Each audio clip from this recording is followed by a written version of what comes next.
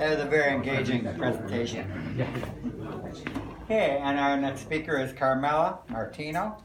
She has 2 books published through the traditional publishing method, and she's published an award-winning book, Playing by Heart. And she grew up in the Grand and Austin area, and she's taught literature at College of DuPage. Our next book, I see, is a nonfiction biography based on the fact that in one of our books there's 2 sisters, and so our next book is going to be a biography of one of the sisters featured in that book. So please step forward, Camela.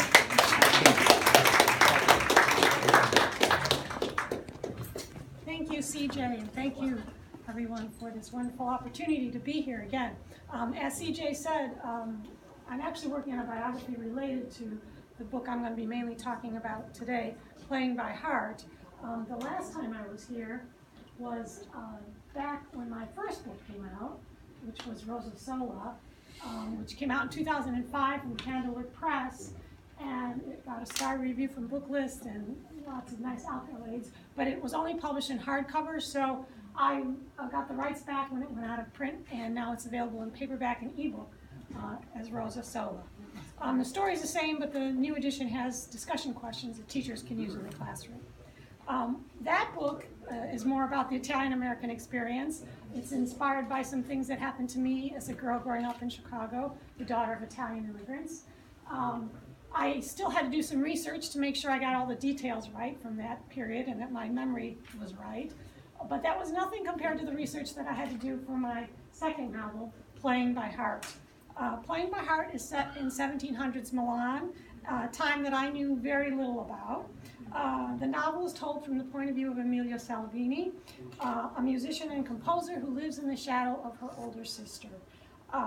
Because the characters in the stories are teens, it's categorized as young adult, but adults who enjoy historical fiction like it also. There's the summary, in case you can't read it. Amelia Salvini dreams of marrying a man who loves music as she does, but in 18th century Milan, being the second sister means she'll likely be sent to a convent instead. Amelia's only hope is to prove her musical talents crucial to her father's quest for nobility.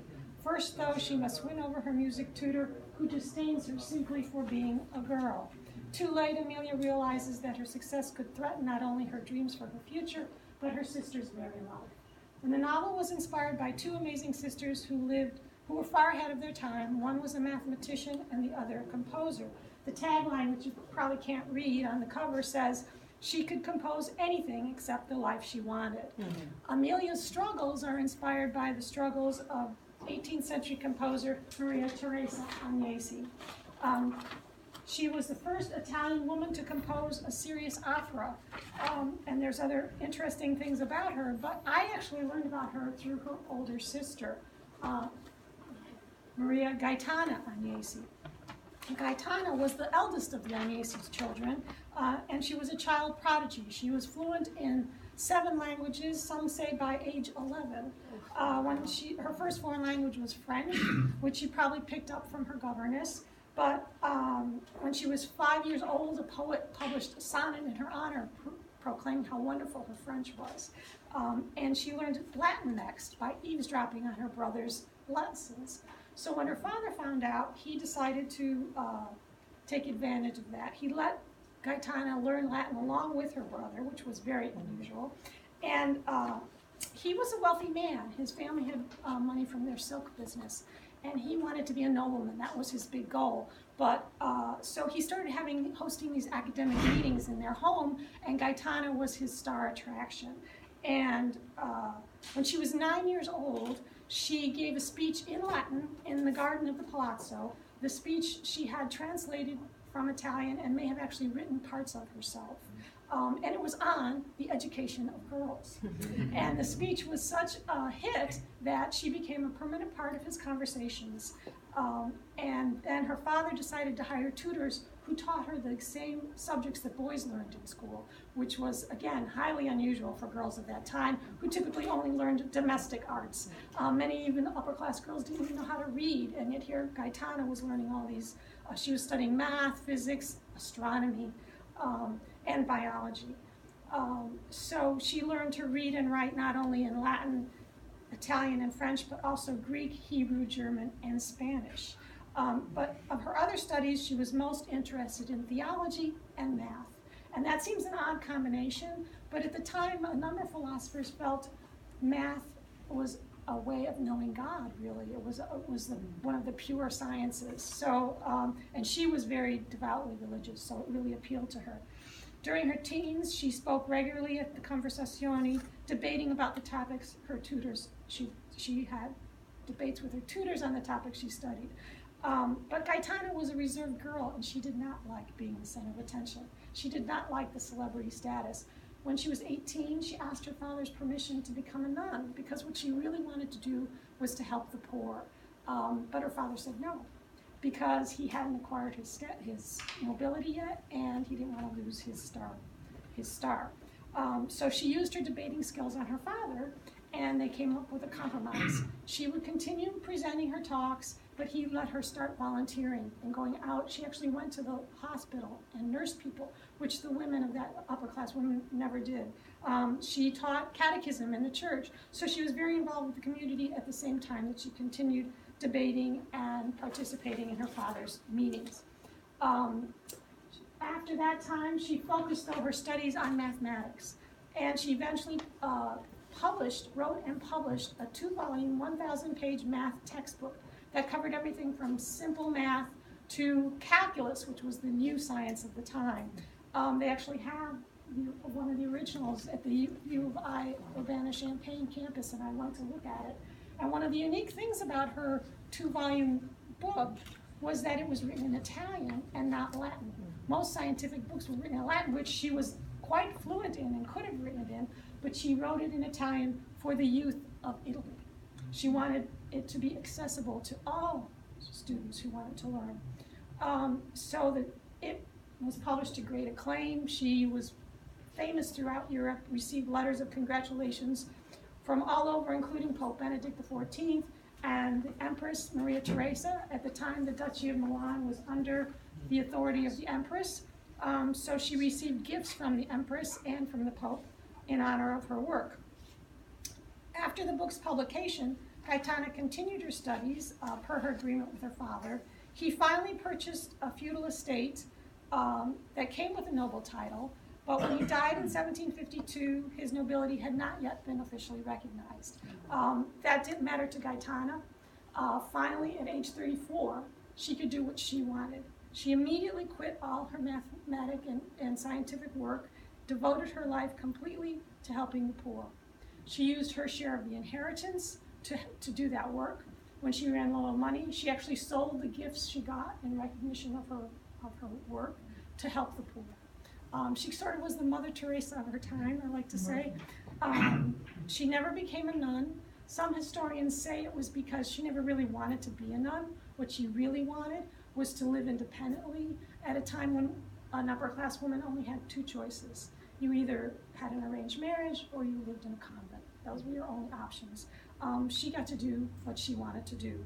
She eventually, in 1771, after years of her volunteer work, was appointed the head of the women's section of a new shelter for the homeless in Milan. And not only the homeless, but the sick also. But she refused a salary. She lived there in the quarters there and actually paid for her own wood so that the money for her wood wouldn't be taken away from the residents. She even cooked in her own room to save. She had 1 servant, and she cooked in her own room just to save money. And she lived and worked there until her own death in 1799. Now, all this, I should say, I came across her name, Maria. I'm not Milanese. My family's from the Abruzzo region, but I came across the name of Maria Gaetana Agnesi in an article about little-known women of history. And my undergraduate degree is in math and computer science, yet I had never heard of this woman. And I was very upset by that. And as a writer of books for young people, I thought I would write a biography of Maria Gaetana for young people, especially girls who'd be interested in math. But in researching her life, I learned that both she and her sister were manipulated by their father, and I ended up writing the novel, and the novel was published before I got to publish the biography. So, that's right, sorry. So back to Teresa Inesi. When their father realized his second daughter, Teresa, had musical talent, he had her join Gaetana in the conversazioni. So Gaetana would give her talk in Latin or whatever language she spoke and talk about it. And then her sister would sort of do the intermission, playing the harpsichord and singing, and then later having her own compositions that she had written herself. And I kept thinking about how we know so little about Teresa. There are no biographies of her that I could find in English or Italian. And so she sort of lived in her older sister's shadow, even though she herself was very gifted. And I started to think about that as a possible plot idea. And it took me a lot of research, though, then I ended up changing the characters' names because we don't know that much about Teresa's life and her personality. So I changed the characters' names, but I still wanted the story to be as close to them as I could, as close to the true sisters. So I found a music professor who specialized in the music of 18th century Milan, unfortunately. So he could tell me about her, and he said she apparently had a natural gift for music. We don't know exactly when she started composing or who her teacher was, but several of her works were performed in public in Milan at that time, which again is highly unusual for a female composer. She dedicated a collection of arias to Empress Maria Theresa, who was a music lover herself, and it's said that she loved the arias so much she would sing them herself at home. So that's how much she enjoyed Teresa's work. And you can now, we've lost a lot of Teresa's compositions, but they have some of them, and you can actually go on YouTube and listen to people perform some of Teresa's music today. But as their father took advantage of her, as I said, in the same way she did of Gaetana. When Teresa received a marriage proposal from a minor nobleman, her father refused to let her accept, even though she was well past the typical age of marriage for women. But Teresa had the last laugh because when her father died, the proposal was from Pietro Antonio Pinotini, and she waited only 3 months after her father died, and she married Pinotini, which was quite scandalous because she was supposed to be in mourning, but she did it anyway. So, unfortunately, her life does not have a happy ending. She ended up quite poor in her old age, basically selling her belongings to try to help eke out a living. But she inspired part of my story. So that's sort of the background of the two real sisters. And I want to just share a little bit of my research process of some of the things, because I had to, even though I knew the sisters, thank you, I had to do a lot of digging. So some of the things I looked at to tell their story, I looked at the details. I found this photograph of a harpsichord that inspired the harpsichord in the novel. In my story, there are mermaids at each pedestal. And then I use, there's lots of paintings used in the palazzos to decorate, so I use them to inspire this one is actually by, it's called Madonna and Child with Angels. It's part of an altarpiece in Pisa, and it inspires one of the paintings that I mentioned in my story. But a lot of my problems were that some of the buildings that exist in the time of my story no longer exist. There's a scene in the Royal Ducal Theater, but the theater burned down. And I could not find any descriptions of the exterior, but if you go ahead, I do have a picture of the interior. And I don't know if you can tell, the stage is actually at the far end, and the boxes are along each side. And even the Duomo of Milan, which you see in the next shot, looked different back then because it wasn't done yet. It wasn't completed till the early 19th century. So this is art is by Marco Antonio del Rey, who did a whole series of sketches of famous landmarks of that time period, thankfully, so I have this to work from. But he also happened to do the sketches in Gaetana's math textbook, so he was a very, very busy person. And then I also researched food. Now, I had never eaten risotto alla milanese, so I had to find a recipe and make it for myself.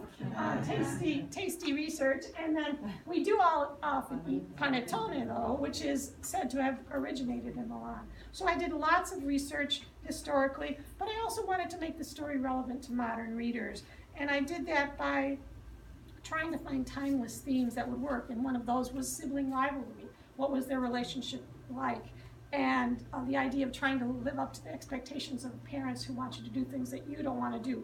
We can relate to that today. And also, the novel has issues of romance with class and social conflicts, and women's roles in society. So those are themes that I kept in it. that I think relate to modern readers, especially because the book has gotten some nice accolades. It won the Catholic Arts and Letters Award, and it also has a number of other awards. One of those, the one on the left, is from the blue ribbon, is from the Catholic Press Association, and if you go ahead and advance, they said some lovely things. One of my favorite part I highlighted, they said, so much of the history of Italy is noted in this book that it could be a selected read for high schools. So the book I tried to combine real stories, real people, real events, and update it in a way that modern readers could relate to. And it's got some good comments on Amazon and Goodreads also. I love, my favorite is, some people call it the Italian version of Pride and Prejudice. So if you have any questions, you can also email me through my